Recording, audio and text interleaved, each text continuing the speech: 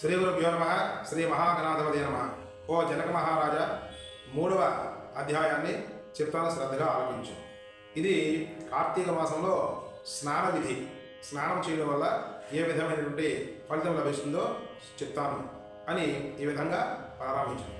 కార్తీక మాసంలో ఎవరైతే సరే సూర్యోదయానికి ముందు లేచి కాలకృత్యములు తీర్చుకొని స్నానం ఆచరించి మరలా శివ సాన్నిధ్యానికి వెళ్ళి శివ అభిషేకం కానీ, శివ అర్చన కానీ, విష్ణు అర్చన కానీ చేసినట్లయితే చక్కనటువంటి ఫలితము లభిస్తుంది. స్నానం ఆచరించడం వల్ల ఇహములో ఐశ్వర్యవంతులు అవుతారు. అదేవిధంగా పరమలో కూడా మోక్షాన్ని, శివ సాన్నిధ్యం లేదా విష్ణు సాన్నిధ్యాన్ని పొందగలరు. లేదు, స్నానం చేయలేకపోయినట్లే భ్రష్టులై కుక్కగాను, నక్కగాను, పిల్లిగాను జీవించి ఆ యొక్క ఫలితాన్ని అనుభవిస్తారు. అయితే కనీసము కార్తీక మాసంలో పౌర్ణమి తిథి అందైనా తెల్లవారుజాము లేచి కాలకృత్యములు తీర్చుకొని స్నానం ఆచరించిన ఉత్తమమైన ఫలితము వస్తుంది. అలా చేయనటువంటి వారు ఎవరైతే ఉన్నారో వాళ్ళు భ్రష్టులై వాళ్ళు బ్రహ్మరాక్షసులుగా పుడతారని చెప్పడం, ఆ యొక్క విశిష్టతను, ఆ ఇతిహాసాన్ని కూడా చెప్తాను విను అని చెప్పసాగాను. బ్రహ్మరాక్షసులకు ముక్తి కలిగే మార్గం. భరతఖండంలో దక్షిణ ప్రాంతంలో తత్వనిష్ఠుడు అనే బ్రాహ్మణుడు ఉండేవాడు. ఈ బ్రాహ్మడు గోదావరి తీరానికి నిత్యము కూడా స్నాన సంధ్యా వందనాలు చేసుకుంటూ ఆ యొక్క బ్రాహ్మడు కాలాన్ని గడుపుతుండేవాడు. అయితే ఈ బ్రాహ్మడు కార్తీక మాసంలో స్నానం ఆచరించడానికి గోదావరి తీరానికి వెళుతున్నాడు. వెళుతూ తన పితృ కర్మలు ఆచరించుదామని పితృకర్మలు ఆచరించి స్నాన సంధ్యావందనాలు చేసుకొని తదుపరి వస్తుండగా ఒక వటవృక్షం కింద కూర్చున్నాడు. అప్పటికే ఆ వటవృక్షం పైన 3 భేతాళం అంటే 3 భూతాలు బ్రహ్మరాక్షసులు అక్కడ ఉండడం జరిగింది. ఆ 3 బ్రహ్మరాక్షసులు వీళ్ళు చూశాయి. బ్రాహ్మణుని చూసి క్రిందకి దిగి బ్రాహ్మణుని తినేద్దామని చెప్పి అనుకున్నాయి. నరభక్షకులు. బ్రహ్మరాక్షసులు అంటే నరభక్షకులు. అంటే వీరు ఆ త్రోవన వచ్చినటువంటి వాళ్ళందరినీ కూడా ఆపి నరభక్షం చేస్తుండేవారు. ఆ రోజు బ్రాహ్మణుడు అక్కడ వెళ్ళడం జరిగింది. వెంటనే కింద దిగి బ్రాహ్మణుడు తిందామని అనుకున్నాయి.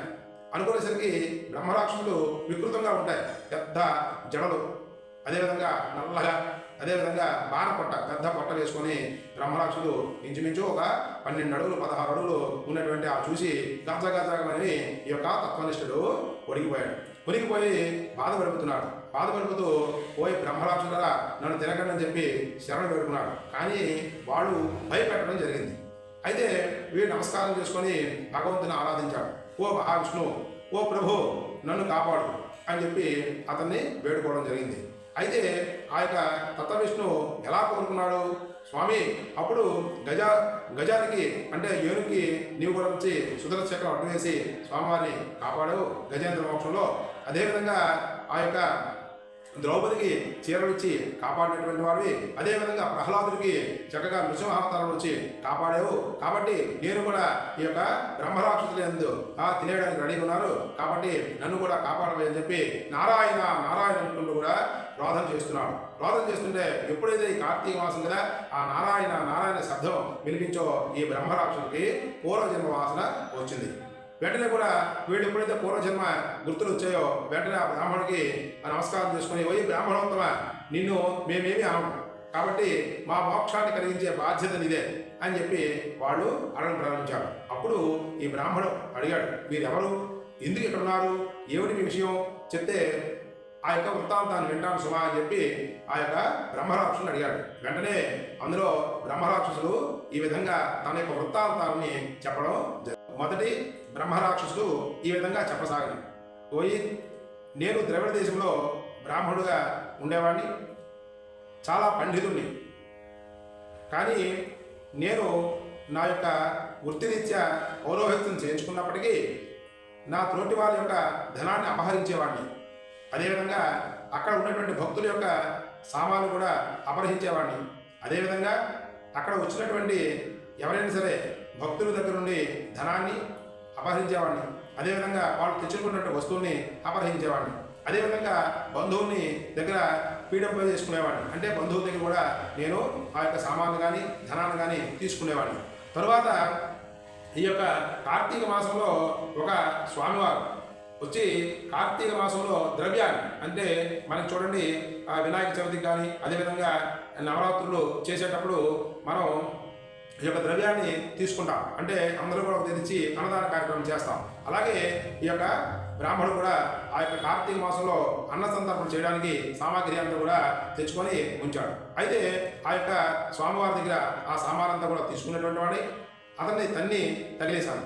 వెంటనే అతను కోపోద్రేకులైనటువంటి వాడే పోయి ఈ యొక్క కార్తీక మాసంలో అన్న సమారాధన చేద్దామని చెప్పి తెచ్చుకున్నటువంటి దాన్ని నువ్వు తీసుకున్నావు కదా, కాబట్టి నువ్వు బ్రహ్మరాక్షుడిగా మృదువుగాక అని చెప్పి శాపం పెట్టాడు.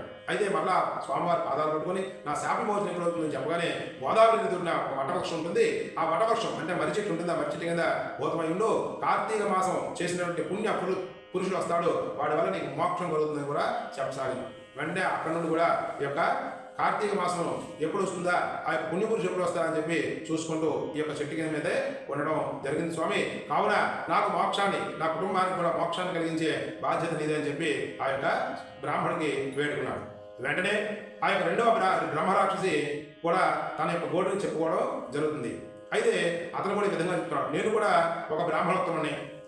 అయితే నేను నా యొక్క తల్లిదండ్రుల్ని చూసేవాడిని కాదు. ఆ విధంగా నా తల్లిదండ్రులు వేరేగా ఉంచినటువంటి వాడిని.